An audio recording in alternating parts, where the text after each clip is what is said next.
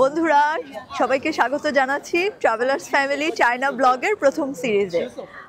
আজকে সকালবেলাতেই আমরা চায়না এসে নেমেছি, এখানে বেইজিং ডাক্সিং ইন্টারন্যাশনালে এসে নেমেছি সকালবেলাতে।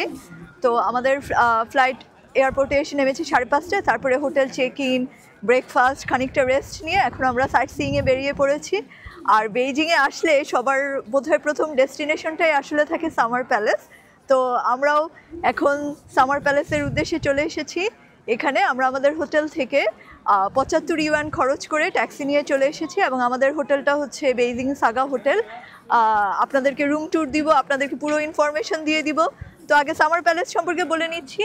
এখানেই আছে ওদের টিকিট কাউন্টার। আপনারা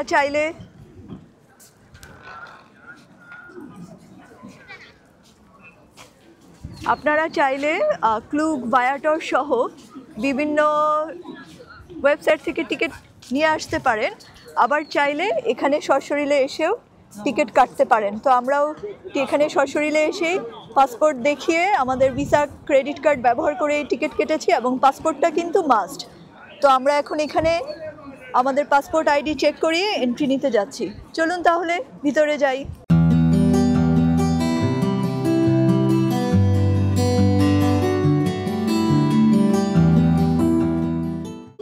বন্ধুরা আমরা এখন সামার প্যালেসের ভেতরে, আর এখানে এন্ট্রি নেওয়ার সাথে সাথে প্রথম যে সিনারিটা চোখে পড়লো সেটা হচ্ছে এই যে এখানে সেই বিখ্যাত 17 আর্চ ব্রিজটা দেখা যাচ্ছে।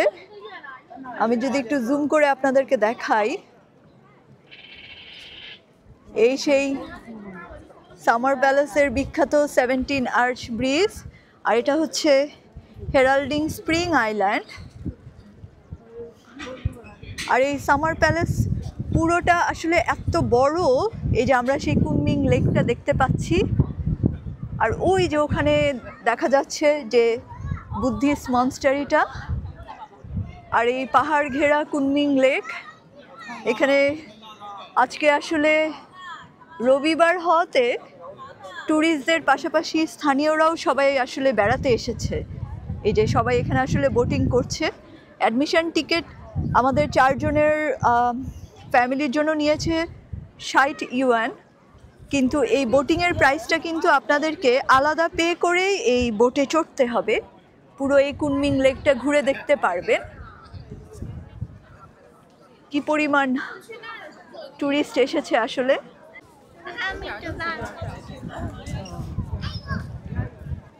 এখানে আমরা খুব সুন্দর একটা চাইনিজ আর্কিটেকচার দেখতে পাচ্ছি।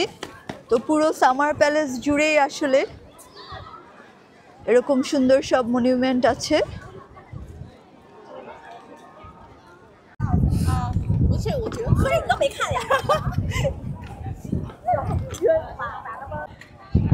আমরা এখন 17 যে আর্চ ব্রিজ, সেই ব্রিজে আসলে উঠতে যাচ্ছি, কিন্তু আজকে আসলে ওদেরও সাপ্তাহিক ছুটি হওয়ায় এখানে আসলে মানুষ আর মানুষ। তো যেহেতু আমরা আসলে লিমিটেড সময় নিয়েই বেড়াতে আসি, আমাদেরকে আসলে এইসব লিমিটেশনসগুলোও মেনে নিতে হয়। এইসব পপুলার ট্যুরিস্ট স্পটগুলোতে আসলে ইন্টারন্যাশনাল ট্যুরিস্টের পাশাপাশি ওদের লোকাল ট্যুরিস্টরাও থাকে। তো এই আর্চ ব্রিজটার প্রতিটা আর্চেই এরকম স্ট্যাচু বসানো আছে।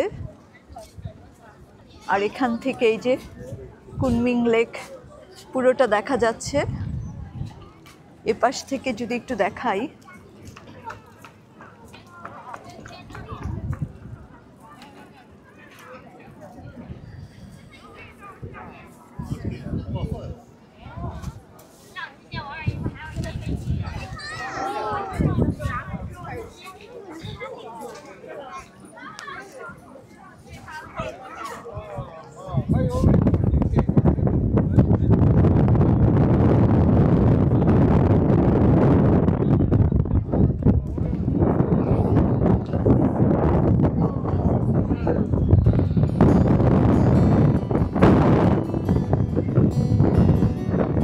বেইজিংয়ে আসলে এখন প্রচণ্ড ঠান্ডা। যদিও আমরা প্রায় মার্চের শেষে এসেছি, তারপরেও বেশ ঠান্ডা এবং রাতের বেলা আসলে টেম্পারেচার অনেক ড্রপ করে, একদম মাইনাসে চলে যায়।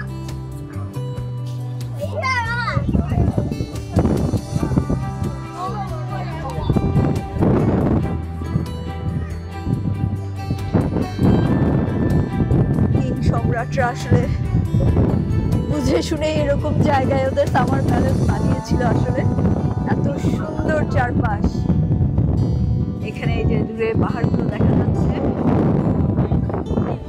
আর এখানে সেই 17 আর্চ ব্রিজ।